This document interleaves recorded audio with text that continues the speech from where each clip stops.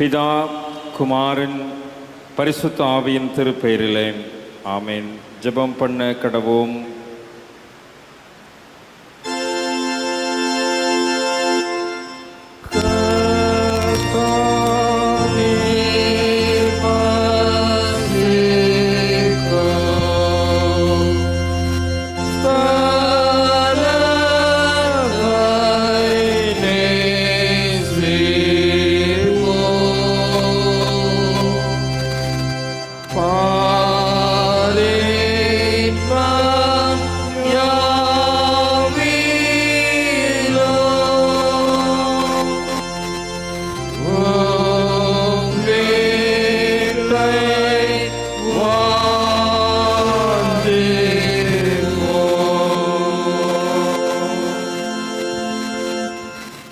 சிலுவை வழியாக மனுக்குலத்தை மீட்டெடுத்த எங்கள் அன்பின் ஆண்டவரே, பாடுகளையும் சிலுவை மரணத்தை நினைவு கூறுகின்ற இந்த தபசு நாட்களுக்காக நன்றி செலுத்துகிறோம்.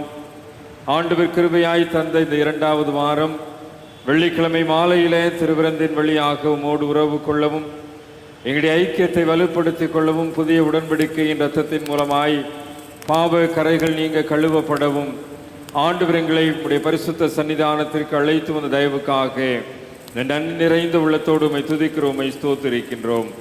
ஆண்டவருடைய அநாதி அபிஷேகம் இந்த நாளின் வழிபாட்டில் எங்கள் மீது நிறைந்திருக்கவும், வழிபாட்டின் தொடக்கம் அது நிறைவு மட்டும் தூய ஆவியின் அருட்பிரசனத்தினால் ஆளுகை செய்தவர்களாய் உம்முடைய கிருபையின் வார்த்தைகளையும் உம்முடைய சாக்கிரமத்தையும் பெற்றுக்கொள்ள ஆண்டவர் எங்களுக்கு இந்த நாளின் மாலையிலே அருள் தந்து வழி நடத்த வேண்டும் என்று கிறிஸ்து இயேசுவின் வழியாய் வேண்டிக் கொள்கிறோம். அன்பின் பரலோக பிதாவே, ஆமென். ஆண்டவருடைய திருப்பெயருக்கு மாட்சிமை உண்டாக. இந்த மாலை நேரத்தின் திருவிருந்து வழிபாட்டிற்கு தொடக்கமாக நாம் அனைவரும் எழுந்து நின்று கிறிஸ்தபை பாமாலைகளிலே 108வது பாமாலையை பாடுவோம். பாமாலை 108, பாவநாசர் பட்ட காயம் நோக்கி தியானம் செய்வது. ஜீவன், சுகம், நற்சகாயம், ஆறுதலும் உள்ளது. 108ஆம் பாமாலை எழுந்து நின்று இணைந்து பாடுவோம்.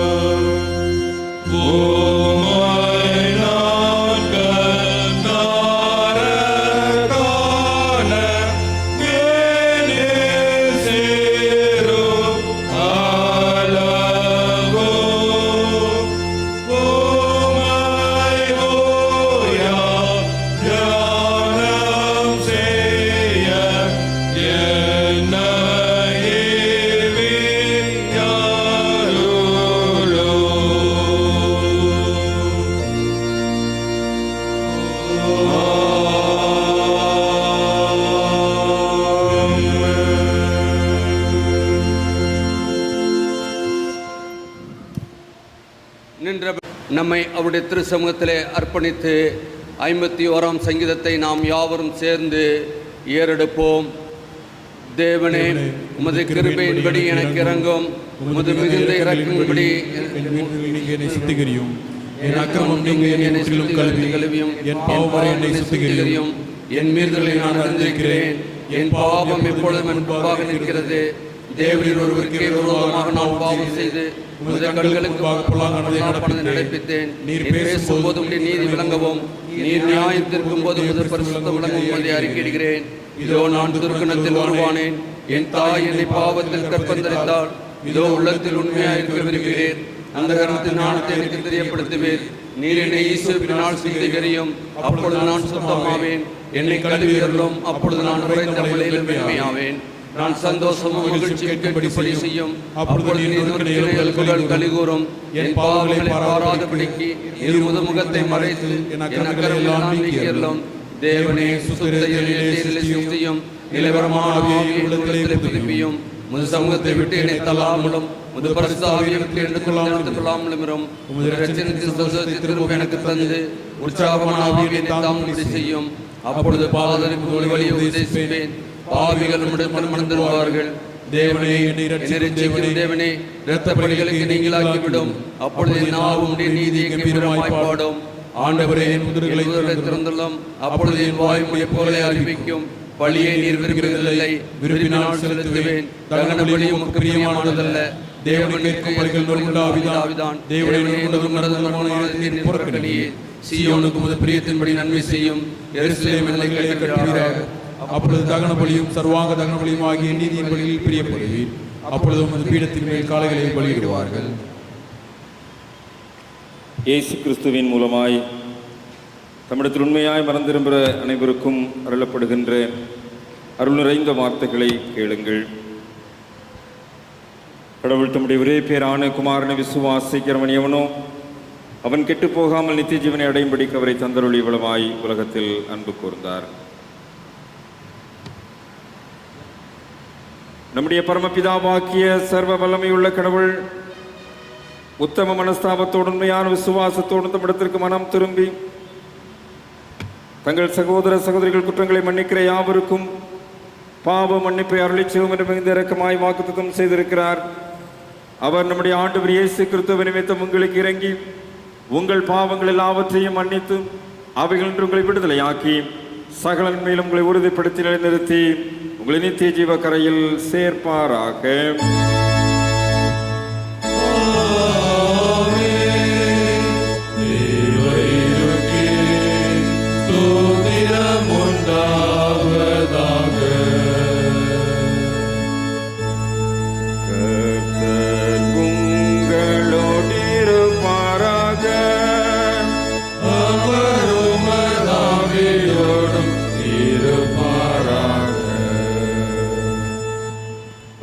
இந்த நாளுக்குரிய திருமறை பாடம் படிக்க கேட்போம்.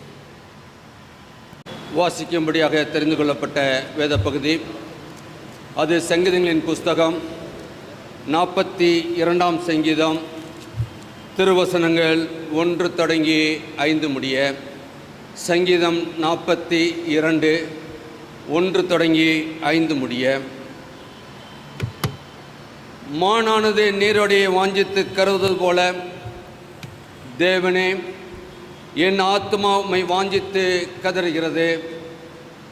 என் ஆத்மா தேவன் மேல், ஜீவனுள்ள தேவன் மேலே தாகமாய் இருக்கிறது. நான் எப்பொழுதும் தேவனுடைய சன்னிதானத்தில் வந்து நிற்பேன்.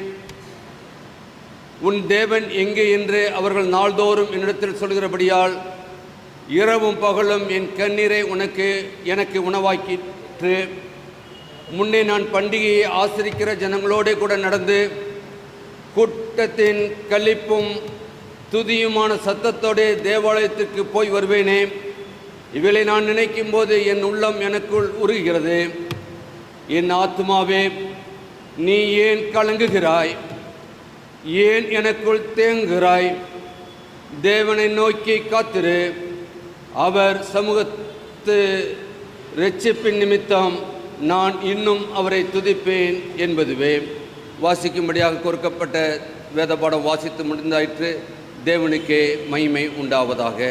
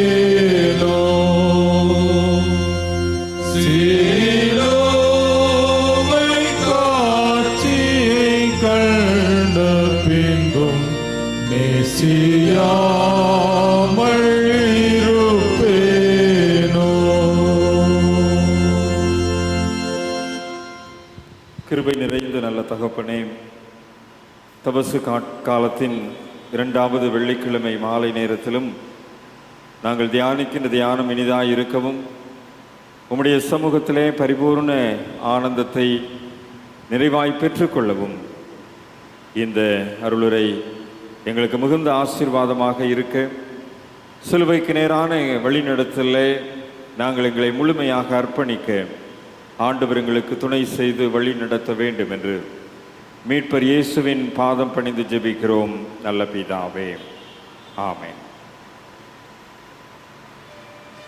கிறிஸ்துவுக்குள் அன்பார்ந்த இறை மக்களே, மீட்பரும் ஆண்டவருமாகிய சிலுவையின் வழியாக நம்மை மீட்டெடுத்த இயேசு கிறிஸ்துவின் ஈடு இணையற்ற திருப்பெயரிலே உங்கள் அனைவரையும் மிகுந்த அன்போடு கூட இந்த தபசு நாட்களின் 2வது வெள்ளிக்கிழமையிலும் அன்போடு கூட வாழ்த்துகிறேன்.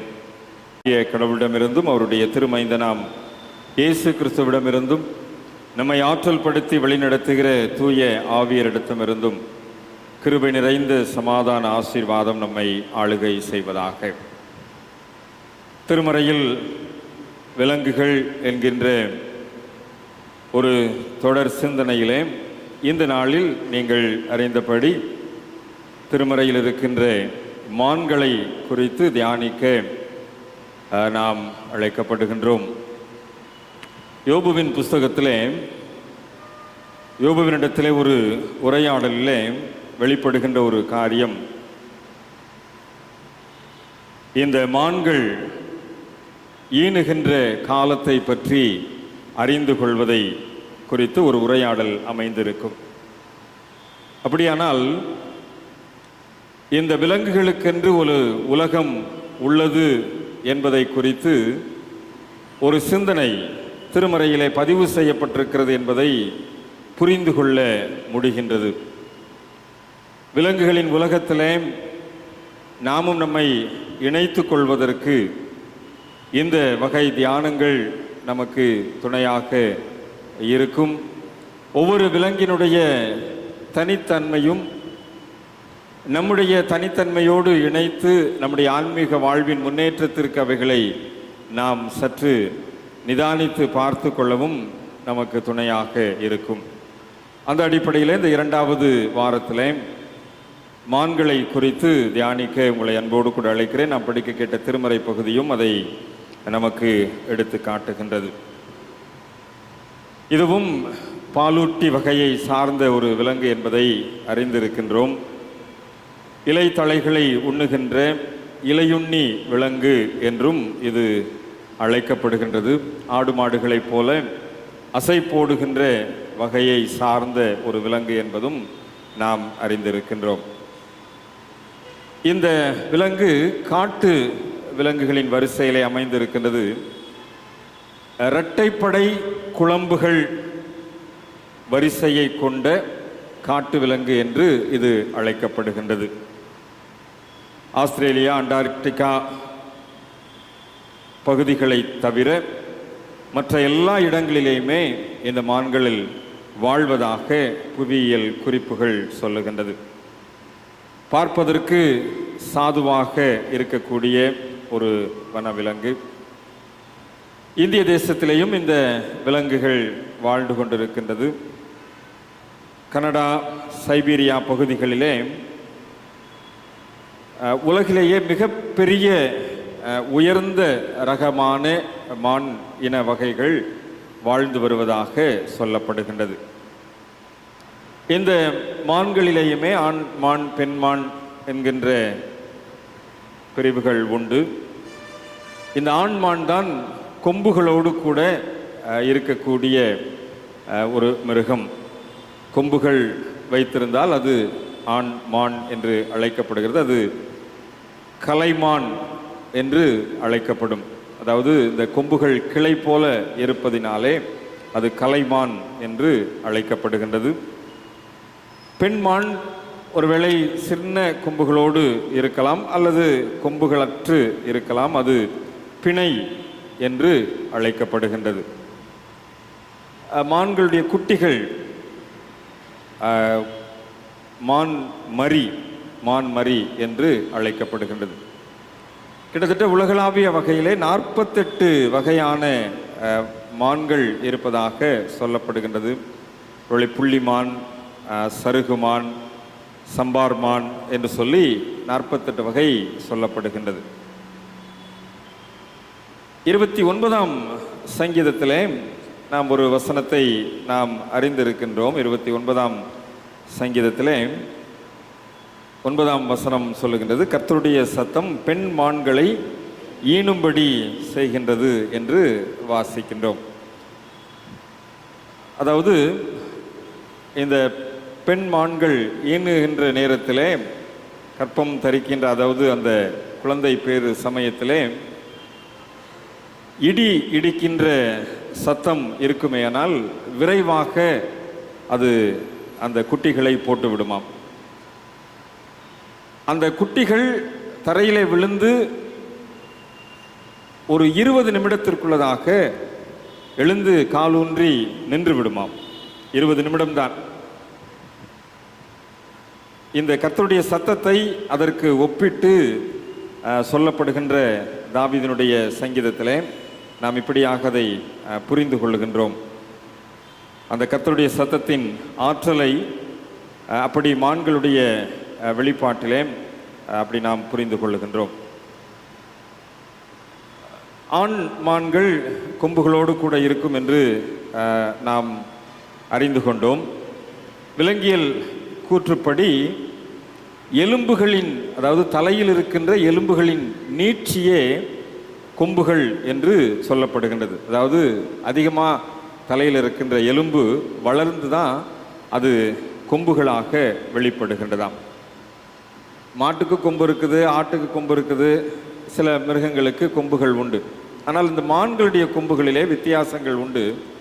அது வருடத்திற்கு ஒரு முறை அந்த கொம்புகள் விழுந்து புதிதாக முளைக்குமா. அப்போ அந்த தலையில் நீட்சியாக இருக்கின்ற அந்த எலும்பு வருடத்திற்கு ஒரு முறை விழுந்து புதிய அந்த எலும்பு நீட்சி அடையுமாம். அப்படி கொம்புகள் இல்லாமல் இருக்கின்ற நேரத்திலே இந்த மான்கள் புதர்களிலே மறைந்து, அதாவது எதிரிகளுக்கு பயந்து புதர்களிலே மறைந்து வாழ்கின்ற சூழ்நிலை உண்டு. சில நேரங்களிலே இந்த 2 ஆண் மான்களுக்கு இடையே சண்டை ஏற்படும் போது இந்த கொம்புகள் மாட்டிக்கொண்டு அது இறை தின்ன முடியாமல் பசியிலேயே செத்துப்போன அனுபவங்களும் மான்களுக்கு உண்டு என்று சொல்லுகின்றார்கள். இந்த கொம்பு விழுந்த பின் புது கொம்பு முளைத்து அது வெளியே வருகின்ற வரை அது புதரிலே பாதுகாப்பாக வாழ்ந்து கொண்டிருக்கும் என்று சொல்லப்படுகின்றது. கிட்டத்தட்ட 100 சென்டிமீட்டர் முதல் 130 சென்டிமீட்டர் நீளம் வரைக்கும் இந்த கொம்புகள், அந்த தலை நீட்சி எலும்புகள் வளருவதாக சொல்லப்படுகின்றது. மான்கள் வேகமாக ஓடக்கூடிய தன்மை படைத்தது என்பதை நாம் அறிந்திருக்கின்றோம். கிட்டத்தட்ட ஒரு மணிக்கு 85 மைல் வேகத்திலே அது வேகமாக ஓடக்கூடிய ஒரு விலங்கு என்று சொல்லப்படுகின்றது. பொதுவாக மான்கள் 20 வருடத்திற்கு மேல் 30 வருடம் வரைக்கும் உயிர் வாழக்கூடிய தன்மை படைத்தது. அதிகமாக புலி வகைகள் இந்த மான்களை வேட்டையாடுவதனாலே மான்களுடைய எண்ணிக்கை குறைந்து கொண்டிருப்பதாகவும், இந்திய அரசாங்கத்தை பொறுத்த வகையிலே மான்களை வேட்டையாடக்கூடாது என்கின்ற ஒரு சட்டம் இயற்றப்பட்டு அது மான் வேட்டை தடை செய்யப்பட்டிருக்கிறது என்பதும் நாம் அறிந்த நடைமுறை உண்மை. ஐரோப்பா, ஆசியா, வட அமெரிக்கா மற்றும் வட ஆப்பிரிக்கா புல்வெளி மற்றும் அதனுடைய மலைப்பகுதிகளிலே இந்த மான்கள் அதிகமாக வாழ்கின்றது. இந்திய தேசத்திலேயும் சதுப்பு நில பகுதிகளிலே மான்கள் அதிகமாக வாழ்வதாக, அதுவும் புள்ளி மான்கள் அதிகமாக வாழ்வதாக குறிப்புகள் உண்டு. இந்த மான்களின் எண்ணிக்கை வரம்பிற்கு உட்பட்டிருக்கின்ற சூழ்நிலை உண்டு. ஏனென்றால் இந்த மான்களின் தோல் அதிகமாக பகட்டு பொருள்களுக்காக, ஆடம்பர பொருள்களுக்காக பயன்படுத்தப்படுகின்றது. ஆகவே மான்கள் வேட்டையாடப்படுகிறது. இன்னும் அந்த காலங்களிலே மான்களின் தோலில்தான் துறவிகள் அமர்ந்து தியானம் செய்கின்ற ஒரு வழக்கம் உண்டு. மான் தோலை விரித்து அதிலே அமர்ந்து தியானம் செய்கின்ற வழக்கம் துறவிகளிடத்தில் உண்டு என்கின்ற குறிப்பும் உண்டு. இந்த பின்புலத்திலே திருமறையினூடாக மான்களை குறித்து நாம் தியானிக்க விளைகின்ற போது 2 சாமுவேல் புஸ்தகம் 22ஆம் அதிகாரம் 34ஆம் வசனத்திலேயும், அதே பகுதியானது 18ஆம் சங்கீதம் 33ஆம் வசனமும், அதே பகுதியானது ஆபகூக் தீர்க்க தரிசன புஸ்தகம் 3ஆம் அதிகாரம் 19ஆம் வசனத்திலேயும் வெளிப்பட்டிருக்கிறதை நாம் பார்க்க முடிகின்றது. மான்களை குறித்து இந்த 3 வசனங்களிலேயும் ஒரே தெளிவு சொல்லப்பட்டிருக்கிறதை பார்க்க முடியும். வாசிக்கலாம். 2 சாமுவேல் 22:34ஆம் வசனம்.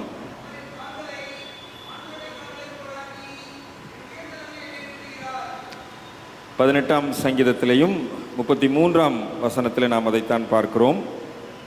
அவரின் கால்களை மான்களுடைய கால்களை போலாக்கி என்னுடைய உயர்தலங்களிலே என்னை நிறுத்துகிறார் என்று சொல்லி, இந்த மான்களுடைய கால்கள் மெல்லியதாக ஆனால் உறுதியுடன் கூடியதாக, அதே நேரத்தில் வலிமை வாய்ந்ததாகவும் இருக்கக்கூடியது.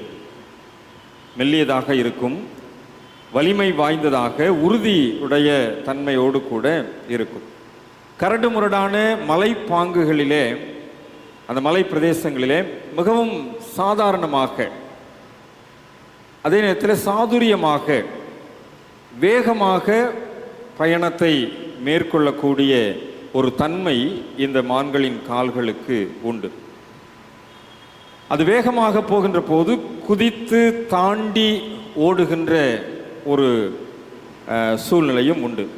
இதை முதல்லையே சொன்னேன், இரட்டைப்படை குழம்பிகள் இதனுடைய கால்களிலே உண்டு. அந்த குழம்பு பகுதி, கால்களின் கீழ்ப்பகுதி இருக்கும் என்று சொல்லி, அந்த தன்மையானது கரடுமுரடான மலை பகுதிகளிலே அது மிகவும் சாதுரியமாய், அதே நேரத்தில் விழுந்து விடாமல் வேகமாக குதித்து ஓடுவதற்குரிய தன்மை படைத்தது என்று சொல்லப்படுகின்றது.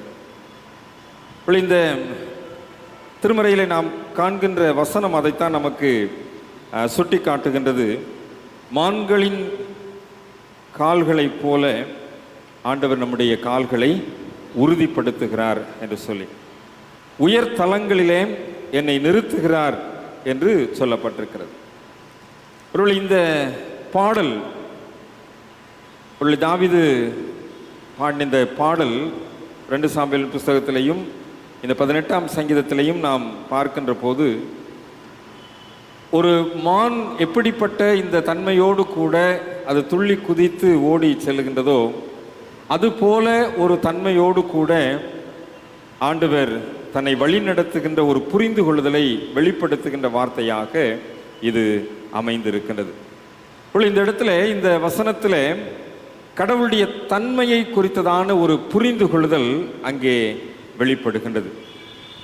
ஆபத்து காலத்தில் பாதுகாப்பான ஒரு கேடகமாய் மாத்திரமல்ல, ஒளித்து கொள்ளக்கூடிய ஒரு கண்மலையாகவும் ஆண்டவர் இருக்கின்றார் என்கின்ற ஒரு புரிந்து கொள்ளுதல் இதில் வெளிப்படுவதாக இந்த சங்கீத பகுதியிலே நாம் புரிந்து கொள்ள முடிகின்றது. அதற்கு முந்தின 18ஆம் சங்கீதத்திலே 29ஆம் 30ஆம் வசனங்களெல்லாம் பார்ப்பென்று சொன்னால், உம்மாலே நான் ஒரு சேனைக்குள் பாய்ந்து போவேன், என் தேவனாலே ஒரு மதிலை தாண்டுவேன், கர்த்தருடைய வசனம் புடமிடப்பட்டது, தம்மை நம்புகிற அனைவருக்கும் அவர் கேடகமாயிருக்கிறார் என்று சொல்லி, ஆண்டவர் எனக்கு கேடகமாக இருக்கின்ற ஒரு தன்மை. அது மாத்திரமல்ல, அவராலே, அவருடைய வார்த்தையாலே, அவருடைய செயல்பாடுகளாலே ஒரு சேனைக்குள் பாய்ந்து செல்லக்கூடிய ஒரு ஆற்றல் எனக்கு கிடைக்கிறது என்று சொல்லி, கடவுளுடைய தன்மையை உள்வாங்கி கடவுளுடைய தன்மையை புரிந்து கொண்டு வெளிப்படுத்துகின்ற ஒரு வார்த்தையாக இந்த பகுதியானது சொல்லப்பட்டிருக்கின்றது.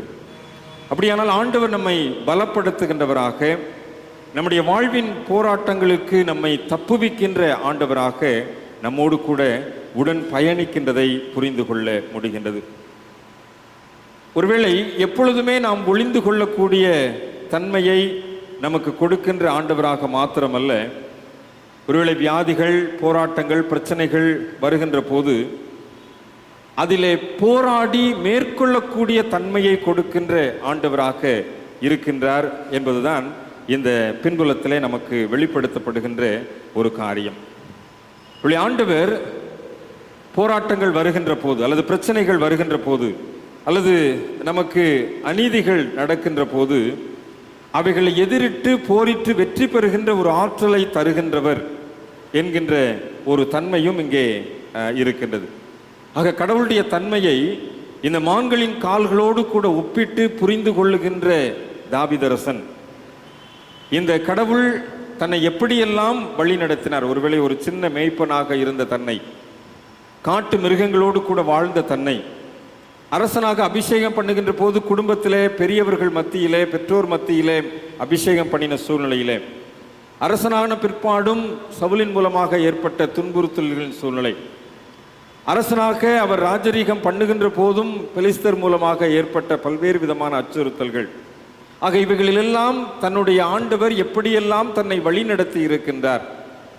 ஒருவேளை அவர் வெற்றி சிறக்க பண்ணுகின்ற போது எனக்கு அவர் கேடகமாக மாத்திரமல்ல, அந்த வெற்றியை பெற்றுக்கொள்வதற்குரிய போராட்டங்களிலே என்னை பலப்படுத்துகின்ற ஆண்டவராகவும் இருக்கின்றார் என்கின்ற புரிந்து கொள்ளுதலோடு இந்த மான்களின் கால்களை இந்த சங்கீதத்திலே பயன்படுத்தி இருக்கின்றதை நாம் புரிந்து கொள்ள முடிகின்றது. ஆக ஆண்டவர் நம்மை வெற்றி பெறுகின்றவர்களாய் மாற்றுவதுதான் ஆண்டவருடைய நோக்கமாக இருக்கின்றது என்கின்ற புரிந்து கொள்ளுதல் இங்கே வெளிப்படுகின்றது. அப்போஸ்தலனாகிய பரிசுத்த பவுலுடைய வாழ்க்கையிலே இதை நாம் ஒப்பிட்டு பார்க்க முடியும். பலவீனத்தின் மத்தியிலே ஆண்டவரிடத்திலே போராடுகின்றார். ஆண்டவரே, இப்படிப்பட்ட ஒரு முள் எனக்கு கொடுக்கப்பட்டிருக்கிறது, இந்த முள்ளில் இருந்து எனக்கு ஒரு விடுதலை தாரும் என்று சொல்லி போராடுகின்றார்.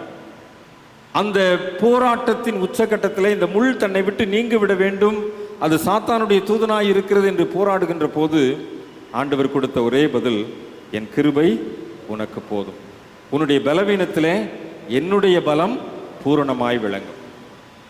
பவுல் நினைத்தது ஆண்டவர் இந்த முள்ளை எடுத்து விடுவார் என்று சொல்லி, ஆனால் ஆண்டவர் செய்தது அந்த முள்ளின் மத்தியிலே அவருடைய பலனை. இதைத்தான் தாவீது இந்த மான்களின் கால்களுக்கு ஒப்பிட்டு இங்கே புரிந்து கொள்வதாக இங்கே விளக்கம் பெறுகின்றது. ஆண்டவர் நமக்கு ஏற்படுகின்ற பிரச்சனைகள், போராட்டங்கள் மத்தியிலே அதிலின்று நம்மை விடுதலையாக்கி நம்மை ஒழித்து வைத்துக் கொள்ளுகின்றவர் அல்ல. அப்படிப்பட்ட தன்மையோடு கூட அல்ல. அந்த பலவீனங்களை, அந்த போராட்டங்களை, அந்த அநீதியான சூழ்நிலைகளை, அந்த வியாதியின் கொடூரத்தை அல்லது ஏற்படுகின்ற துன்பத்தின் சூழ்நிலைகளை எதிர்த்து நிற்கக்கூடிய திராணியை தருகின்றவர், அந்த எதிர்த்து நிற்கக்கூடிய பலனை கொடுக்கின்றவர். அந்த மான்களின் கால்கள் என்பது அப்படிப்பட்ட ஒரு ஆற்றலை குறிக்கக்கூடியது என்கின்ற ஒரு தன்மையைத்தான் இந்த இடத்துல இந்த மான்களின் கால்களுக்கு ஒப்பிட்டு சங்கீதக்காரன் புரிந்து கொள்வதை நாம் இங்கே நாம் நினைவில் கொள்ள அழைக்கப்படுகின்றோம். கிறிஸ்துவில் அன்பானவர்களே, தபசு காலத்தில் ஆண்டவருடைய பலனுக்காக நாம் வேண்டுகின்றோம், உண்மைதான். ஆண்டவருடைய ஆற்றலுக்காக நாம் மன்றாடுகின்றோம், உண்மைதான். ஆண்டவர் நமக்கு ஆற்றல் தருகின்றவர், ஆண்டவர் நமக்கு சுகம் தருகின்றவர், ஆண்டவர் நமக்கு பலன் தருகிறவர், உண்மைதான். ஆனால் ஆண்டவர் நமக்கு கொடுக்கின்ற பலன் என்பது நம்முடைய துன்பம் அப்படியே நம்மை விட்டு எடுபட்டு போகும் என்கின்ற அந்த நிலைப்பாட்டில் அல்ல. துன்பத்தின் ஊடே நமக்கு பலன் தருகின்ற ஆண்டவர், இடுக்கமான வாசல் வழியே பிரவேசிக்க நம்மை அழைத்து செல்லுகின்ற ஆண்டவர். ஆக பாடுகளின் பாதையிலே, சிலுவையின் வழியிலே மேன்மையை பெற்றுக்கொள்வதற்கு நமக்கு வாய்ப்புகளை கொடுக்கின்ற ஆண்டவர். மான்களின் கால்களைப் போல பலப்படுத்துகின்ற அந்த ஆண்டவர் உயர் தலங்களில் நம்மை நடக்க செய்கின்றவர் என்பதை மறந்துவிடக்கூடாது. அந்த ஆண்டவருடைய ஆற்றல் இப்படித்தான் இருக்கிறது என்பதை சங்கீதக்காரனோடு கூட இணைந்து நாம் இப்படியாக புரிந்து கொள்ள அழைக்கப்படுகின்றோம். நாம் படிக்க கேட்ட சங்கீத பகுதி 42ஆம் சங்கீதத்தில் முதல் வசனத்தை நாம் படிக்கின்ற போது மிகவும் பரீட்சவார்த்தமாக நாம் அதிகமாக சில பாடல்களை கூட பாடி இதில் நாம் படிக்கின்ற வசனம், மானானது நீரோடைகளை வாஞ்சித்து கதறுவது போல தேவனே என் ஆத்துமா உம்மை வாஞ்சித்து கதறுகின்றது. கோடை காலத்தின் தன்மை நமக்கு நன்கு தெரியும். இந்த கோடை காலத்தில் அதிகமான வெப்பம் இருக்கின்ற போது சாலையிலே பார்த்து கொண்டிருந்தோம் என்று சொன்னால் தூரத்திலே தண்ணீர் நதியாக ஓடுவதை போல தோன்றும். ஆனால் பக்கத்திலே போய் பார்த்தால் ஒன்றும் இருக்காது. இன்னும் கொஞ்சம் தூரத்திலே தண்ணீர் ஓடுவதை போல தோன்றும். அங்கேயும் போய் பார்த்தால் அங்கேயும் ஒன்றும் இருக்காது. ஒரு மாயை தோற்றம், காணல் நீர் என்று நாம் அழைக்கின்ற ஒரு மாயை தோற்றம்.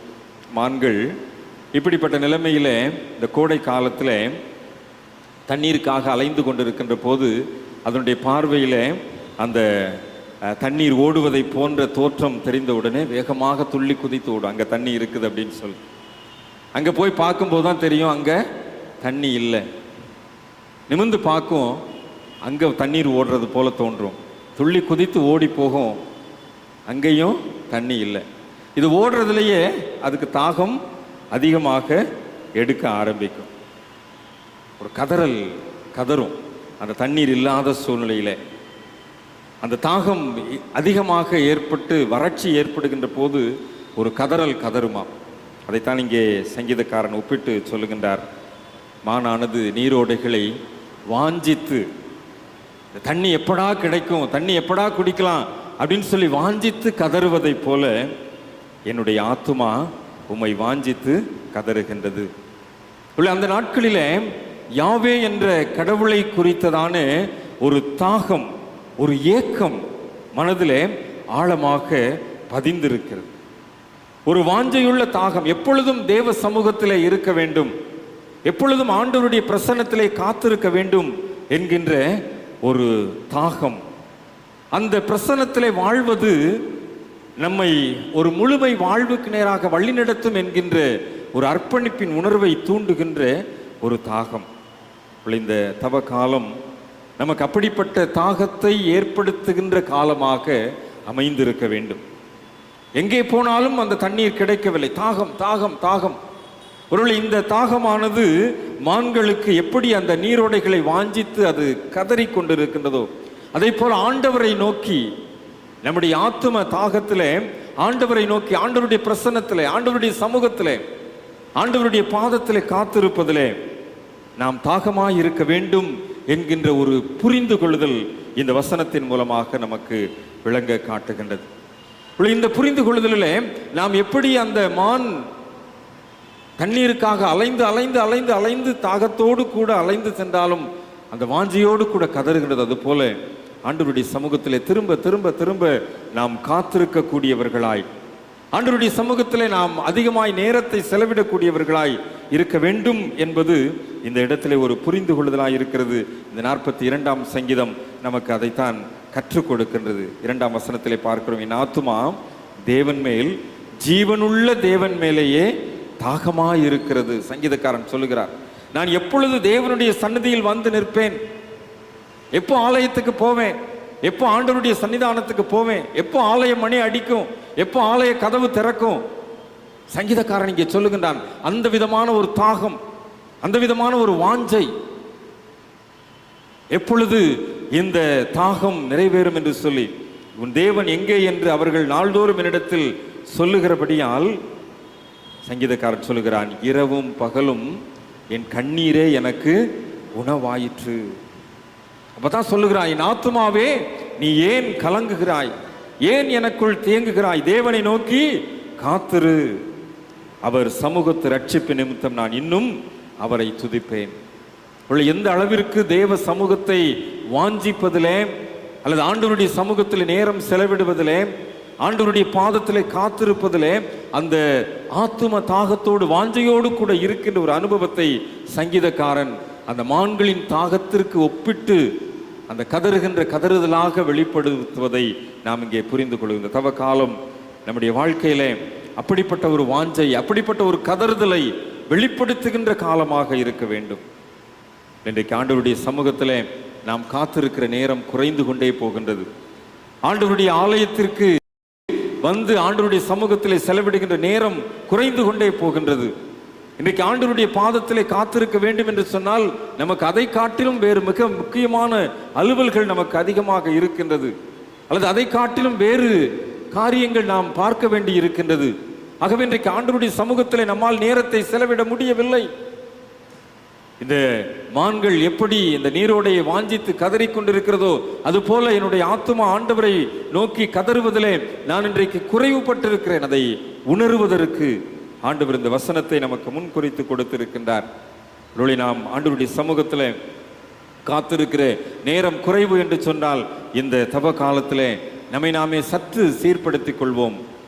தேவ சமூகத்திலே காத்திருக்கின்ற அந்த அனுபவம் 2ஆம் வசனம் சொல்வதை போல தேவன் மேலேயே தாகமாய் இருக்கின்ற ஒரு அனுபவத்தை நாம் வளர்த்து கொள்வதற்கு அழைக்கப்படுகின்றோம். லூக்கா 2ஆம் அதிகாரத்திலே 37ஆம் வசனத்திலே ஒரு பெண்மணியை குறித்து சொல்லப்பட்டிருக்கிறது. தேவாலயத்தை விட்டு நீங்காதிருந்தாள் என்று சொல்லி. யார் அந்த பெண்? 84 வயது நிறைந்த அன்னாள் என்ற ஒரு விதவை பெண். இந்த பெண்ணுடைய வாழ்க்கையை நீங்கள் சற்று பார்த்தீங்கன்னு சொன்னால் 7 வருஷம்தான் குடும்ப வாழ்க்கை வாழ்ந்திருக்கிறாங்க. இளம் பிராயத்தில் திருமணம் முடிஞ்சிருக்குது. 7 வருஷம்தான் குடும்ப வாழ்க்கை வாழ்ந்திருக்கிறாங்க. அதுக்கப்புறம் அந்த ஆசீர்வாதம் அவங்களுக்கு இல்லை. ஒரு கைம்பெண்ணாக இருக்கிறாங்க. அவங்களுடைய ஆத்துமா இப்போது தேவ ஆலயத்தில், அந்த வசனம் அப்படித்தான் சொல்லுகிறது, தேவாலயத்தை விட்டு நீங்காதிருந்தாள். தேவ ஆலயத்தை விட்டு நீங்காமல் ஆண்டவருடைய சமூகத்தில் இரவும் பகலும் ஜெபித்து கொண்டிருக்கின்ற, ஆண்டவருடைய சமூகத்தில் காத்திருக்கின்ற, ஆண்டவருடைய பாதத்தில் நேரத்தை செலவிடுகின்ற ஒரு அனுபவத்தை இந்த பெண் 84 வயதாகுது, அப்பையும் ஆண்டவருடைய சமூகத்தில் காத்திருக்கிறாங்க. அதனுடைய விளைவு என்ன தெரியுமா? இயேசுவை பாலகனாக மீட்பராக அந்த இடத்துல கொண்டு வந்த போது அந்த மீட்பரை தரிசிக்கின்ற ஒரு பாக்கியம் இந்த பெண்மணிக்கு கிடைத்தது. சிமியோன் கரங்களில் ஏந்தி என் இரட்சணியத்தை என் கண்கள் கண்டது என்று சொல்லி ஆண்டவரை ஆராதித்த அந்த சூழ்நிலையிலே அதற்கடுத்து இந்த பெண்ணை குறித்தும் சொல்லுகின்றார்கள். அந்த மீட்பை, அந்த இரட்சணியத்தை, அந்த ஆசீர்வாதத்தை காணக்கூடிய, அந்த இயேசுவை தரிசிக்கக்கூடிய ஒரு வாய்ப்பு கிடைத்தது. அவளுடைய குடும்ப வாழ்வு ரொம்ப கொஞ்ச காலம்தான். ஒருவேளை உலக பிரகாரமான ஆசீர்வாதம் அவளுக்கு இல்லை, உண்மைதான். ஆனால் ஆண்டவருடைய சமூகத்தில் ஒரு மிகப்பெரிய ஆசீர்வாதத்தை பெற்றுக்கொள்கிறாள். ஆண்டவருடைய பாதத்தில் சொல்ல முடியாத, விவரிக்க முடியாத ஒரு இன்பத்தை சுதந்திரித்துக் கொள்ளுகிறாள். காரணம், தேவ ஆலயத்தை விட்டு நீங்காதிருந்த ஒரு அனுபவம். இந்த தபசு நாட்கள் ஆலயம் திறந்திருக்கின்றது. பெண்கள் தினமும் வந்து ஜெபிக்கிறாங்க. நானும் தினமும் வந்து பார்க்குறேன். 10-12 பேர் தான் வராங்க. அத்தனை பேர் தான் ஓய்வாக இருக்கிறாங்கன்னு நினைக்கிறேன். ஆலயம் திறந்திருக்கிறது. தேவாலயத்தின் மீது வாஞ்சையாயிருப்பீர்கள் என்று சொன்னால், ஆண்டவருடைய சமூகத்திலே காத்திருப்பதற்கு நீங்கள் வருவீர்கள் என்று சொன்னால், ஆண்டவருடைய பாதத்திலே செலவிடுவதை நீங்கள் சிரமேற்கொண்டு செய்வீர்கள் என்று சொன்னால், அன்றைக்கு அந்த 84 வயது அன்னாள் என்கின்ற விதவை பெண் இயேசுவை தரிசித்ததை போல நீங்களும் தரிசிக்க முடியும் என்பதிலே சந்தேகமில்லை. அது வரலாறு, அது நற்செய்தி. அந்த ஆசீர்வாதத்தை நாமும் பெற்றுக்கொள்ள முடியும் என்பதிலே சந்தேகமில்லை. காரணம் அந்த ஆத்தும தாகம், அந்த ஆலயத்தின் மீது உள்ள வாஞ்சை, தேவன் மேலேயே கொண்டிருக்கின்ற அந்த தாகம், இந்த மான்களினுடைய அந்த வாஞ்சைக்கு ஒப்பிட்டு சொல்லப்படுகிற அந்த கதறுதல் இன்றைக்கு நம்முடைய வாழ்க்கையில ஆலயத்துக்கு போகணும், ஆண்டவருடைய சமூகத்தில் காத்திருக்கணும், ஆண்டவருடைய சமூகத்தில் ஜெபிக்கணும், ஆண்டவருடைய பாதத்தில் நேரம் செலவிடணும்னு சொல்லி அந்த ஒரு தாகம் நமக்கு தேவை என்பதை இந்த இடத்திலே நாம் புரிந்து கொள்ள அழைக்கப்படுகின்றோம். கர்த்தருக்கு காத்திருக்கிறவர்கள் புது பலன் அடைவார்கள், கழுகளைப் போல செட்டைகள் அடித்து உயரம் எழும்புவார்கள். நாம் ஆண்டவருடைய சமூகத்திலே காத்திருக்கிறோம் என்று சொன்னால் ஒரு நாளும் வெட்கப்பட்டு போனதா சரித்திரமே இல்லை.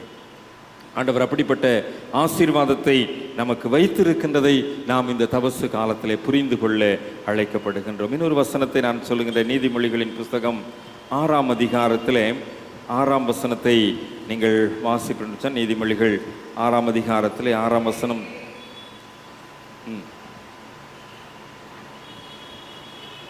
சோம்பேறியே,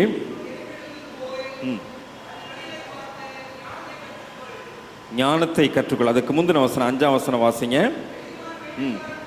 வேட்டைக்காரன் கைக்கும் ரைட் தப்புவித்துக்கொள் என்று சொல்லி ஒரு குறிப்பும், அதற்கு அடுத்த வசனத்தில் ஞானத்தை கற்றுக்கொள் என்கின்ற ஒரு குறிப்பும் இங்கே சாலமோன் ஞானி வைக்கின்றார். அந்த தப்புவித்துக்கொள் என்பதில் ஒரு மிருகத்தை சொல்லுகின்ற போது இந்த வெளிமானை குறித்து சொல்லி இருக்கின்றார். இந்த வெளிமான் என்ன செய்யுமா, வேட்டைக்காரன் கைக்கு தப்பிச்சு ஓடுமா. அது எப்படி ஓடுமா, தனக்கு ஆபத்து வருது, வேட்டைக்காரன் வந்து நம்மை வேட்டையாட போகிறான் அப்படிங்கிறது, அல்லது புலி வந்து நம்மளை வேட்டையாட போகுது என்கின்ற அந்த அந்த ஸ்மெல் அல்லது அந்த சூழ்நிலை தெரிந்த உடனே வளைந்து வளைந்து ஓடுமா. அதை எப்படியாவது தப்பிச்சிடணும், அந்த வேட்டைக்காரன் கையிலிருந்தோ அல்லது அந்த புலியினுடைய கையிலிருந்தோ அந்த மிருகத்தினுடைய கையிலிருந்தோ தப்பிச்சு ஓடணும்னு சொல்லி வளைந்து வளைந்து ஓடி தப்பித்து கொள்ளுமா. இதுதான் அந்த வெளிமானுடைய ஒரு தன்மை. வேட்டைக்காரன் கைக்கும் குருவி வேடன் கைக்கும் தப்புவது போல, அப்போ வேட்டைக்காரனுடைய கைக்கு தப்புகின்ற ஒரு தன்மை, அந்த குணாதிசயம் இந்த வெளிமானுக்கு ஆண்டவர் என்ன செஞ்சிருக்கிறார், கொடுத்திருக்கிறார். அப்படி உன்னை தப்புவித்துக்கொள். இந்த லெந்து காலத்தில் பாவத்திற்கு விலகி ஓடுகின்றவர்களாய், பாவத்திலிருந்து நம்மை தப்புவித்து கொள்ளுகின்றவர்களாய் இருக்க வேண்டும் என்று சொல்லி ஆண்டவர் நம்மிடத்தில் எதிர்பார்க்கின்றார். அதிகமாக பாவத்தை குறித்து சிந்திக்கின்றோம், பாவத்தை குறித்து தியானிக்கின்றோம். இந்த நாட்களிலே பாவ அறிக்கை செய்கின்ற போது சங்கீதக்காரனாகிய தாவீதினுடைய அந்த அறிக்கையை நாம் சொல்லி நம்முடைய பாவத்தை அறிக்கை செய்கின்றோம். ஆண்டவர் நம்மிடத்தில் நீ உன்னை தப்புவித்து கொள்ள வேண்டும் என்று வலியுறுத்தி சொல்லுவார் என்று சொன்னால், இந்த பாவத்திலிருந்து தீமையிலிருந்து நீ என்ன செய்யணும், தப்பு. அதுக்கு தான் ஆண்டவர் அந்த எறும்புக்கு கொடுத்த ஞானத்தை என்ன செஞ்சிருக்கிறார், உனக்கு கொடுத்திருக்கிறார். இன்றைக்கு பாவத்தை நம்முடைய சட்ட பாக்கெட்லேயே வச்சிருக்கிறோம், நம்ம ஹேண்ட்பேக்லேயே வச்சிருக்கிறோம். உண்மையா இல்லையா? பாவத்தோடு கூட வாழ்ந்து கொண்டு இருக்கிறோம். அதாவது இந்த அறிவியல் தொழில்நுட்பம் நாம் தேவைக்காக பயன்படுத்துவதை தாண்டி தேவையற்ற தன்மையிலே பயன்படுத்துவதற்கு நம்மை வடிவமைத்து விட்டது. ஆகவே இன்றைக்கு தேவையை காட்டிலும் தேவையற்றதற்கு அதிகமாக பயன்படக்கூடிய ஒரு நிர்பந்தத்திலே நாம் இன்றைக்கு வாழ்ந்து கொண்டிருக்கிறோம். இந்த வெளிமான் தனக்கு ஆபத்து, அந்த வேட்டைக்காரன் மூலமாக நம்ம கொல்லப்பட போகிறோம், அதை தெரிந்து கொண்டு என்ன செய்து ஞானமாய் தப்பித்து கொள்ளுது. இன்றைக்கு அந்த ஞானத்தை ஆண்டவர் நம்ம கொடுத்திருக்கிறார். நாம் நம்மை தப்புவித்து கொள்ள வேண்டும். ஒருவேளை நாம் தப்பலை அப்படின்னா அதனுடைய விளைவு எப்படி இருக்கும், பயங்கரமாக இருக்கும், அகோரமாக இருக்கும். இந்த வெளிமானிடத்திலிருந்து நாம் கற்றுக்கொள்ளக்கூடிய காரியம், ஒரு ஒரு எச்சரிக்கை கொடுக்கப்படுகின்றது. வேட்டைக்காரன் வர்றான், அது எப்படியோ அது காதில் கேட்டுருச்சு, அல்லது புலி வருது எப்படியோ ஸ்மெல் பண்ணிருச்சு, வளைஞ்சு வளைஞ்சு ஓடி எப்படியாவது தப்பித்து கொள்ளுகிறது. அது தப்பித்து கொள்ள அது எப்படி ஞானமாக செயல்படுதோ, இன்றைக்கு இருக்கின்ற பாவ உலகம் நம்ம எப்படி வீழ்த்தலாம் என்று சொல்லி, எப்படி நாம் விழுந்து போவதற்குரிய வாய்ப்புகளை கொடுக்கலாம் என்று சொல்லி நமக்கு வாய்ப்புகளை வைத்திருக்கிறது. தப்புவித்து கொள்ள நாம் கடமைப்பட்டிருக்கிறோம். 1ஆம் சங்கீதம் நமக்கு ரொம்ப மனப்பாடமாக தெரியும். துன்மார்க்கருடைய ஆலோசனையில், பாவிகளின் வழியில், பரியாசக்காரர் உட்காரும் இடத்தில். இன்னைக்கு நம்ம எங்கே இருக்கிறோம்? துன்மார்க்கருடைய ஆலோசனை நடக்கிறோம், பாவிகளுடைய வழியில் நிற்கிறோம், பரியாசக்காரர் உட்கார்ற இடத்துல உட்கார்ந்துருக்கிறோம். ஆனால் கர்த்தருடைய வேதத்தில் இரவும் பகலும் தியானமாய் இருக்க முடியவில்லை. பாக்கியவான் யார்? கர்த்தருடைய வேதத்தில் இரவும் பகலும் தியானமாய் இருக்கிற மனுஷன். நான் கர்த்தருடைய வேதத்தில் இரவும் பகலும் தியானமாய் இருக்க முடியவில்லை. நான் தப்பிக்க முடியாதபடி எனக்கு கையில் இருக்கிற அந்த பாவத்துக்குள்ள நான் இரவும் பகலும் தியானமாய் இருக்கிறேன். இதுதான் இன்றைக்கு என்னுடைய அன்றாட வாழ்க்கையாக இருக்கின்றது. பேதுருவினுடைய வாழ்க்கையை நான் நினைவுபடுத்துகின்றேன். பேதுரு இயேசுவை கைது செய்து அழைத்து சென்ற போது எங்கே போய் உட்கார்ந்தான்? இந்த முற்றத்தில் போய் உட்கார்ந்தான். எல்லாரையும் மாதிரி போயிருந்திருக்கலாம். அங்கே போய் உட்கார்ந்தான். உட்கார்ந்த இடத்துல கேட்குறாங்க, குளிர் காஞ்சிக்கிட்டு இருந்தவங்க கேட்குறாங்க, நீ அந்த இயேசுவோட கூட இருந்து தானே? நீ அந்த கல்லேயன் தானே? என்ன பதில் சொன்னான்? எனக்கு தெரியாது, இயேசுவை பற்றி யாருன்னே தெரியாது. கடைசியில் நீங்கள் அந்த மறுதலிப்பை பார்த்தீங்கன்னா, சபிக்கவும் சத்தியம் பண்ணவும் தொடங்கினான் அப்படின்னு இருக்கும். இயேசு யாருன்னே தெரியாதுன்னு சபிச்சுட்டான். இயேசுவை யாருன்னே தெரியாதுன்னு சத்தியம் பண்ணிட்டான். எங்க? பாவிகளுடைய வழியிலே, பரியாசக்காரர் உட்காரும் இடத்திலே உட்கார்ந்தபடியினாலே, தேவையற்ற இடத்திலே அவன் போய் அமர்ந்தபடியினாலே, தேவையில்லாத ஜனங்களோடு கூட உறவு வைத்துக் கொண்டபடியினாலே அவனுடைய வாழ்க்கை இயேசுவை தெரியாது என்று சொல்லக்கூடிய நிர்பந்தம், இயேசுவை தெரியாது என்று சபிக்கக்கூடிய நிர்பந்தம். பேதுருவுக்கே அந்த நிலைமைனா நம்மெல்லாம் மிக சாதாரணமானவர்கள். நம்மெல்லாம் மிக சாதாரணமானவர்கள். இன்னைக்கு அந்த வெளிமான் எப்படி வேட்டைக்காரனுடைய கைக்கு தப்புவித்துக் கொள்ளுதோ, அதுபோல தப்புவித்துக் கொள்வதற்குரிய வாய்ப்புகளை ஆண்டவர் இந்த லெந்து காலத்தில் நமக்கு கொடுத்து இருக்கின்றார். நீ உன்னை தப்புவித்துக் கொள்வதற்கு இந்த திருவிருந்து ஆராதனையின் மூலமாய், இந்த தவ காலத்தின் ஜெபங்களின் மூலமாய் ஆண்டவர் ஒரு வாய்ப்பை கொடுக்கிறார் என்று சொன்னால், இந்த வாய்ப்பை சரியாய் பயன்படுத்திக் கொள்வோம் என்று சொன்னால், இந்த ஞானத்தை நாம் சரியாக வைத்து அந்த எறும்பை போல ஞானமாய் நாம் நடந்து கொள்வோம் என்று சொன்னால், இந்த லெந்து காலத்திலே ஆண்டவர் நம்மை ஒரு பாதுகாப்பான முழுமை வாழ்வுக்கு நேராக அழைத்து செல்ல முடியும். ஒரு பாதுகாப்பான, பாவத்துக்கு விலகி ஓடுகின்றவனாய், தீமைக்கு பயந்து ஓடுகின்றவனாய், தீமையை விட்டு தூரமாய் நிற்கின்றவனாய் நாம் இருப்பேன் என்று சொன்னால் ஆண்டவர் என்னை பாதுகாத்து கொள்ள முடியும். அந்த வெளிமானுக்கு ஆண்டவர் அந்த ஞானத்தை கொடுத்திருந்தார். இன்றைக்கு நமக்கும் அந்த ஞானம் கொடுக்கப்பட்டிருக்கிறது. ஞானத்தை சரியாய் பயன்படுத்தி கொள்ள ஆண்டவர் இந்த லெந்து காலத்தை நமக்கு கொடுத்திருக்கிறார். ஒரே ஒரு காரியத்தை மாத்திரம் நான் சொல்லி முடிக்கிறேன். ஆண்டவர் இயேசு கிறிஸ்து லூக்கா 4ஆம் அதிகாரத்தில் நாசரேத்து அறிக்கை என்று சொல்லி ஒரு அறிக்கை சொல்லப்பட்டிருக்கிறது. கர்த்தருடைய ஆவியானவர் என் மேல் இருக்கிறார், தரித்திரருக்கு சுவிசேஷத்தை பிரசங்கிக்கும்படி என்னை அபிஷேகம் பண்ணினார், இருதயம் நொறுங்குண்டவர்களை குணமாக்கவும், சிறைப்பட்டவர்களுக்கு விடுதலையும், குருடருக்கு பார்வையை பிரசித்தப்படுத்தவும், நொறுங்குண்டவர்களை விடுதலையாக்கவும், கர்த்தருடைய அனுக்கிரக வருஷத்தை பிரசித்தப்படுத்தவும் என்னை அனுப்பினார் என்று எழுதியிருக்கிற இடத்தை கண்டு அதை வாசித்தார். 17ஆம் வசனத்தில் சொல்லப்பட்டிருக்கிறது. இந்த வாசகம் எங்கே அமைஞ்சிருக்குதான்? ஏசாயா தீர்க்கதரிசியினுடைய புஸ்தகத்தில் இருக்கு. ஏசாயா 61ஆம் அதிகாரத்தில் இந்த காரியம் சொல்லப்பட்டிருக்கிறது நமக்கு நன்கு தெரியும். ஏசாயா 61ஆம் அதிகாரத்தில் அந்த பகுதி தான் இங்கே லூக்கா 4ஆம் அதிகாரத்தில் ஆண்டவர் அந்த பகுதியை வாசிக்கிறது. அதுதான் நாசரேத்தூர் அறிக்கை என்று சொல்லப்பட்டிருக்கிறது. ஆக இதில் என்ன சொல்லப்பட்டிருக்கு? இந்த ஏசாயா தீர்க்கதரிசியின் புஸ்தகத்தில் கர்த்தருடைய ஆவியானவர் என் மேல் இருக்கிறபடியினாலே இந்த சுவிசேஷத்தை அறிவிக்க ஆண்டவரனை அனுப்பி இருக்கிறபடியினாலே நொறுங்குண்டவர்கள், சிறைப்பட்டவர்கள், கட்டுண்டவர்கள், இவங்களெல்லாம் விடுதலையாக்கப்படணும், இவங்களெல்லாம் மீட்பு பெறணும் என்று சொல்லி ஆண்டவர் அந்த அபிஷேகத்தை தனக்கு வைத்திருக்கின்றதை அவர் அங்கே சொல்லுகின்றதை நாம் அங்கே புரிந்து கொள்ளுகின்றோம். இந்த புரிந்து கொள்ளுதலைத்தான் இங்கே ஏசாயா 35ஆம் அதிகாரத்தில் நாம் அங்கே பார்த்து அறிந்து கொள்ள முடிகின்றது.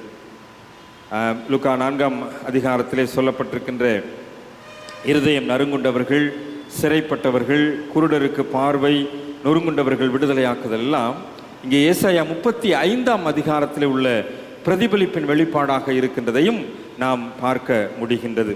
35ஆம் அதிகாரத்தில் 4ஆம் வசனத்திலிருந்து நீங்கள் பார்க்கின்ற 3ஆம் வசனத்திலிருந்தே பார்க்கலாம். தளர்ந்த கைகளை திடப்படுத்தி தள்ளாடுகிற முழங்கால்களை பலப்படுத்தும். மனம் பதறுகிறவர்களை பார்த்து நீங்கள் பயப்படாதிருங்கள், திடன் கொள்ளுங்கள். உங்கள் தேவன் நீதியை சரி கட்டவும் உங்கள் தேவன் பதிலளிக்கவும் வருவார். அவர் வந்து உங்களை ரட்சிப்பார் என்று சொல்லுங்கள். சொல்லி குருடரின் கண்கள் திறக்கப்பட்டு செவிடரின் செவிகள் திறவண்டு போகும்.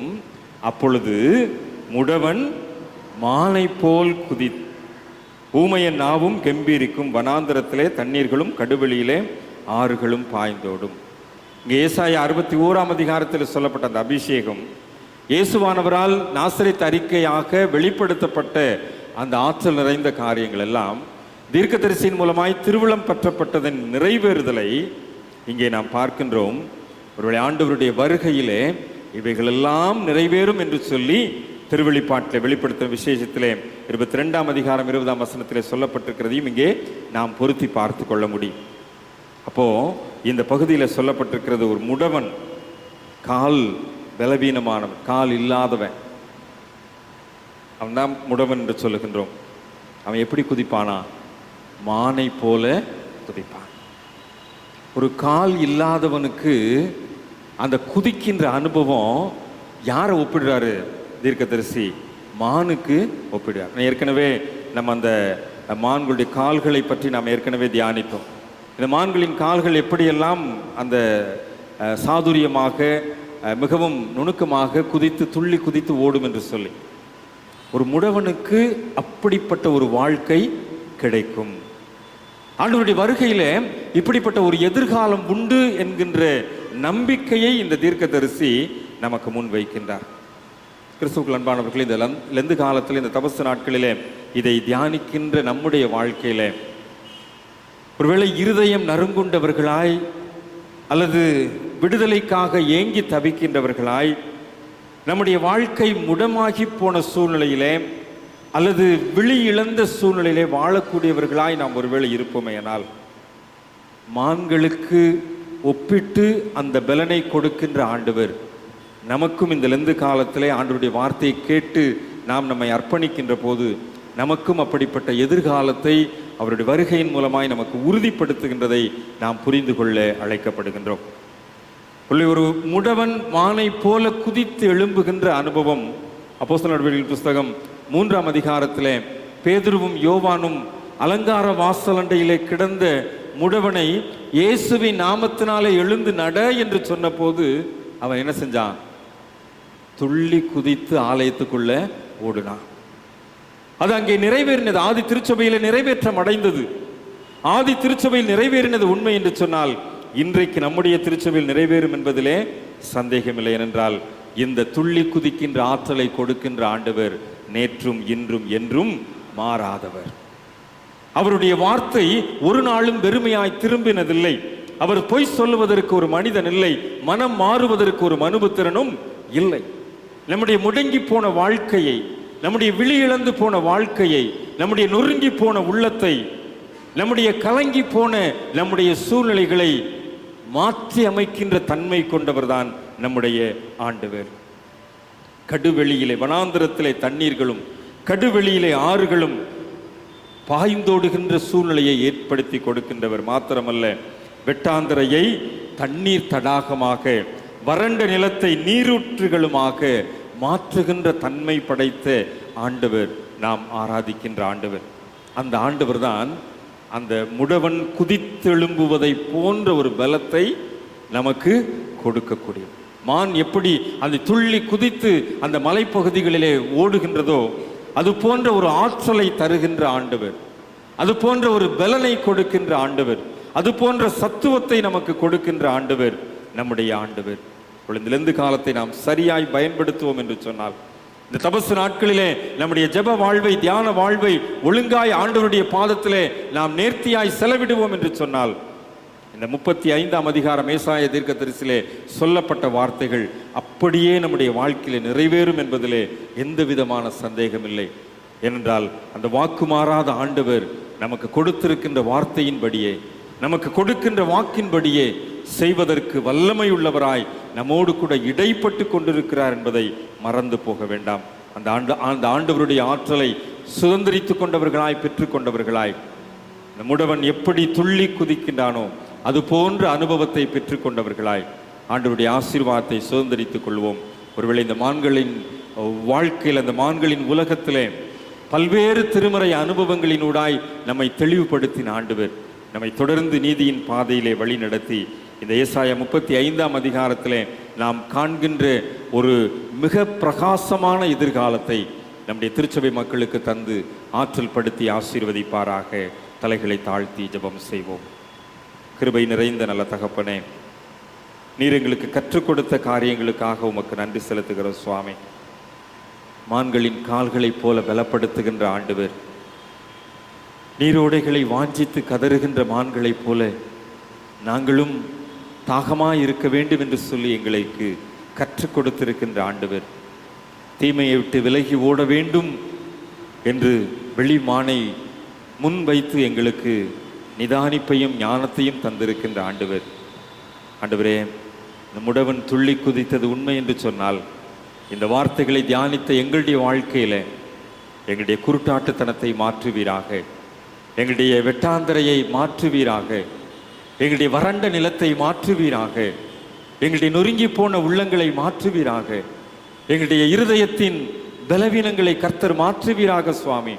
இன்றைக்கு யாரெல்லாம் அப்படிப்பட்ட வாஞ்சையோடு கூட உம்முடைய சமூகத்திலே கதறி கொண்டிருக்கின்றார்களோ, அப்படிப்பட்ட வாஞ்சையோடு கூட உம்முடைய சமூகத்திலே ஜெபித்து கொண்டிருக்கிறார்களோ, இந்த 84 வயது அன்னாளுக்கு இயேசுவை தரிசனமாய் தந்த ஆண்டவர் இன்றைக்கும் உடைய தரிசனத்தின் மூலமாய் எங்களுடைய வாழ்க்கையிலே ஒரு பிரகாசமான எதிர்காலத்தை கொடுத்து எங்களை ஆற்றல் படுத்தி வழி நடத்த வேண்டும் என்று இயேசு ஆண்டவரின் வழியாய் ஜெபிக்கிறோம் நல்ல பிதாவே. ஆமேன், ஆமேன். ஜெபம் செய்வோம். கிருபையும் இரக்கமுள்ள கர்த்தாவே, நீர் எங்களுக்கு கிருபையாய் கொடுத்த அந்த தபசு காலத்தின் 2ஆம் வெள்ளிக்கிழமையிலே உம்முடைய திரு சமூகத்திலே வந்து உம்மை ஆராதிக்கவும், கர்த்தாவே ஜீவனுள்ள வார்த்தையை கேட்கவும், உம்முடைய திருவிருந்திலே பங்கு கொள்ளவும் நீர் எங்களுக்கு பாராட்டின கிருபைக்காக நன்றி ஸ்தோத்திரிக்கிறோம். ஆம் கர்த்தாவே, எங்களுடைய வாழ்க்கையை நாங்கள் ஒரு விஷயம் இந்த நாளிலே ஆராய்ந்து பார்க்கத்தக்கதாய், கர்த்தாவே மான் எவ்வாறு தன்னை காப்பாற்றி கொண்டதோ அப்படி போல கர்த்தாவே சத்ருவின் சகல தந்திரங்களிலிருந்தும் நாங்கள் கர்த்தாவே தப்பி வைக்கத்தக்கதான காலங்களாக இந்த காலங்களை எங்களுக்கு மாற்றி கொடுக்க வேண்டுமா ஜெபிக்கிறப்பா. மான் கர்த்தாவே எவ்வளவு கர்த்தாவே வேகமாய் ஓடி கர்த்தாவே தன்னை காப்பாற்றி கொள்கிறதோ அப்படியாக நாங்கள் பாவத்துக்கு விலகி நீதிக்கு பிழைக்கத்தக்கதான காலங்களாய் நீர் மாற்றி கொடுக்க வேண்டுமா ஜெபிக்கிறோப்பா. எங்களுடைய ஆத்மா எப்பொழுதும் ஜீவனுள்ள தேவனாகி உண்மையிலே கர்த்தாவே வாஞ்சி உள்ளதாய் இருக்கத்தக்கதாய் இந்த நாட்களை கர்த்தாவே நீர் எங்களுக்கு கிருபையாய் கொடுத்திருக்கிறீர். நாங்கள் உடைய சிலுவையின் நிழலிலே கர்த்தாவே நாங்கள் தஞ்சம் அடையவும், நீர் எங்களுக்கு பாராட்டியிருக்கின்ற மீட்பை கர்த்தாவே நாங்கள் பெற்றுக்கொள்ளவும் இந்த நாட்களை நீர் எங்களுக்கு கிருபையாய் கொடுத்திருப்பதற்காக நன்றியோடு உம்மை துதிக்கிறப்பா, ஸ்தோத்திரிக்கிறோம். வந்திருக்க நாங்கள் ஒவ்வொருவரும் இந்த நாளில் கேட்ட சத்தியத்தின்படி கர்த்தாவே எங்களை நாங்களே காத்து கொள்ளத்தக்கதாய் கர்த்தாவே எல்லா விதமான கர்த்தாவே விக்கனங்களிலிருந்து கர்த்தாவே நீர் எங்களை காக்க வல்லமையுள்ள தேவன் என்பதை கர்த்தாவே நாங்கள் உணர்ந்து பார்த்து கர்த்தாவே நாங்கள் சரீர பிரகாரமான பலவீனங்கள் இருந்தாலும் கர்த்தாவே எங்களுடைய ஆத்மாவிலே நாங்கள் அனல் உள்ளவர்களாய் உம்முண்டே கர்த்தாவே வரத்தக்கதான கிருமா ஜெபிக்கிறோப்பா. எங்களை முற்றிலும் உடைய கருத்தில் அர்ப்பணிக்கின்றோம். ஆம் கர்த்தாவே ஜீவனுள்ள தேவனே, நீர் கர்த்தாவே நீர் எங்களுக்காக எனக்காக கர்த்தாவே கல்வாரியிலே உம்மை அர்ப்பணித்தீர் என்று சொல்லி கர்த்தாவே நாங்கள் ஒவ்வொருவரும் உம்முடைய திரு சன்னிதானத்தில் வருகிற பொழுது உம்முடைய பரிசுத்தமுள்ள திருவிருந்திலே நாங்கள் பங்கு கொள்கிற பொழுது கர்த்தாவே எங்களை நாங்கள் ஒரு விசை ஆராய்ந்து பார்த்து கர்த்தாவே அதன் மூலமாய் நீர் கிடைக்கின்ற மீட்பை நாங்கள் பெற்றுக்கொள்ளத்தக்க காலமாய் இந்த காலத்தை நீர் மாற்றிக் கொடுத்ததுக்காக நன்றி எடுத்திருக்கிறோம், ஸ்தோத்திரிக்கிறோம். கர்த்தாவே இந்த நாட்களில் நடைபெறுகின்ற எல்லா ஊழியங்களையும் கர்த்தாவே கர்த்தாவே உம்முடைய வல்ல கரத்தில் அர்ப்பணிக்கின்றோம் அப்பா. ஊழியம் உம்முடையது ஆண்டவரே. நீர் ஒருவரே மகிமைக்குரியவர். ஆம் கர்த்தாவே, நடைபெறுகிற ஊழியத்தை கர்த்தாவே இதோ வருகின்ற ஒவ்வொரு ஊழியரும் கர்த்தாவே கர்த்தாவே கொடுக்கின்ற வார்த்தை ஜீவனுள்ள வார்த்தையாய் கர்த்தாவே இருப்பதற்காக நன்றியோடு துதிக்கிறப்பா, ஸ்தோத்திரிக்கிறோம். அந்த வார்த்தை ஒருபோதும் வெறுமனே திரும்பாது என்ற வார்த்தையின்படி கர்த்தாவே இந்த நாட்களிலே கர்த்தாவே எங்கெல்லாம் ஆராதனை நடக்கின்றதோ, எங்கெல்லாம் கர்த்தாவே உம்முடைய சத்தியத்தை பகர்கின்றாலோ, அங்கெல்லாம் கர்த்தாவே ஒரு ஜன கூட்டத்தை உமக்கென்று ஆயத்தப்படுத்த வேண்டுமா ஜெபிக்கிறோப்பா. ஆம் கர்த்தாவே, எங்களை முற்றிலும் உடைய கர்த்தத்தில் அர்ப்பணிக்கின்றோம். இந்த நாட்களிலே கர்த்தாவே எழுதுகின்ற பிள்ளைகளை உடைய கருத்தில் ஏற்படுகின்றவப்பா.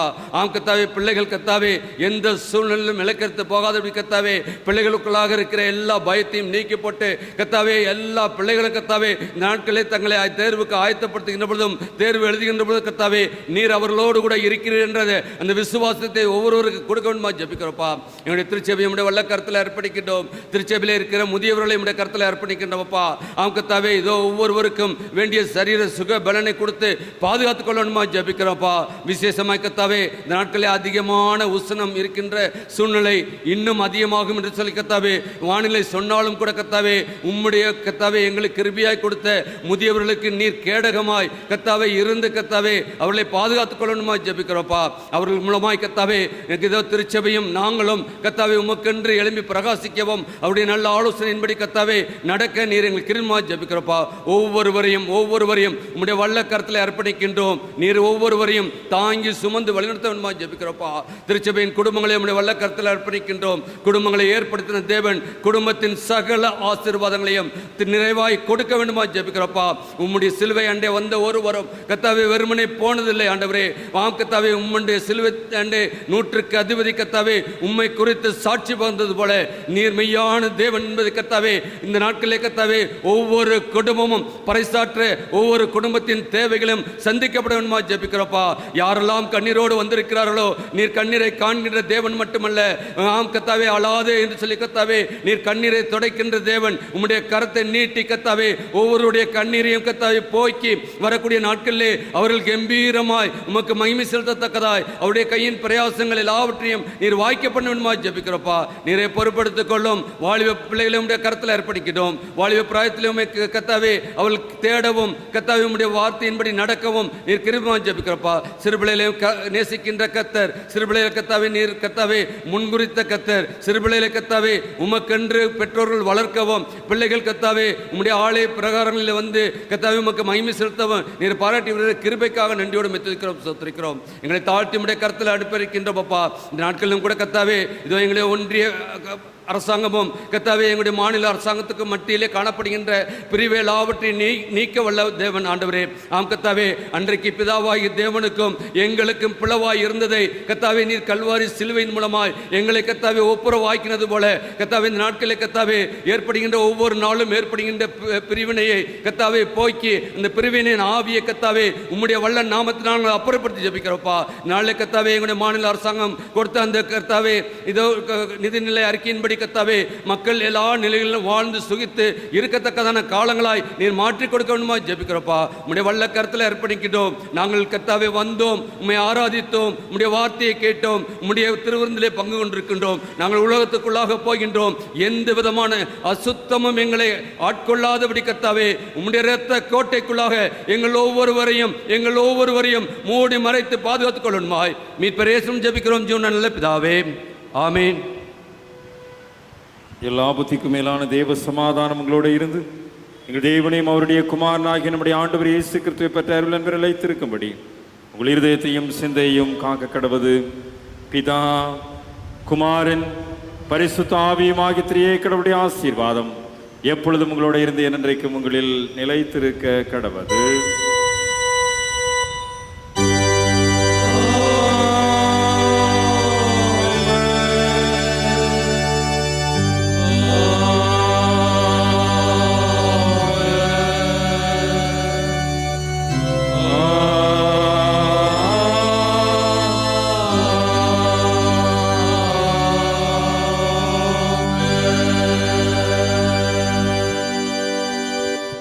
வழிபாட்டின் நிறைவு பாடலாக 88வது பாமாலை இந்த அருள் காலத்தில் கர்த்தரேவும் பாதத்தில் பணிவோம் முழந்தாளில் என்ற பாமாலை 1ஆம் சரணம் 6ஆம் சரணம் முழங்கால் படியிட்டு பாடி வழிபாட்டை நிறைவு செய்வோம்.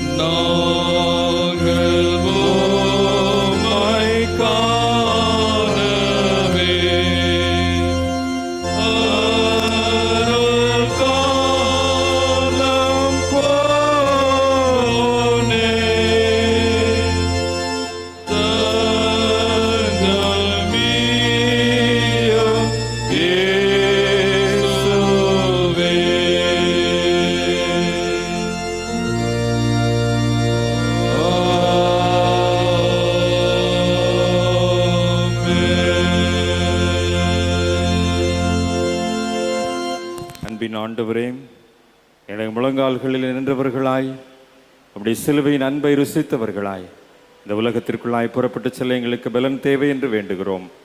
எங்களோடு கூட வாரும், எங்களை வழிநடத்தும்.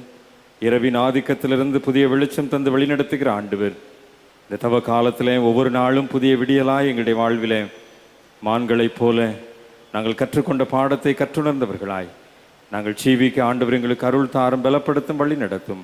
மீட்பர் இயேசுவின் பாதம் பணிந்து ஜெபிக்கிறோம் நல்ல பிதாவே, ஆமென். என் ஆத்துமாவே கர்த்தரை ஸ்தோத்திரி, என் முழு உளமேடி பரிசுத்த நாமத்தை ஸ்தோத்திரி. என் ஆத்துமாவே கர்த்தரை ஸ்தோத்திரி, அவர் செய்த சகல உபகாரங்களையும் மறவாதே. ஆமென். கர்த்தர் உங்களோடு இருப்பாராக, உதாவியோடு இருப்பாராக. தேவ சமாதானத்தோடு சென்று பாருங்கள். கர்த்தருடைய நாமத்தினாலே ஆமென். ஆமென்.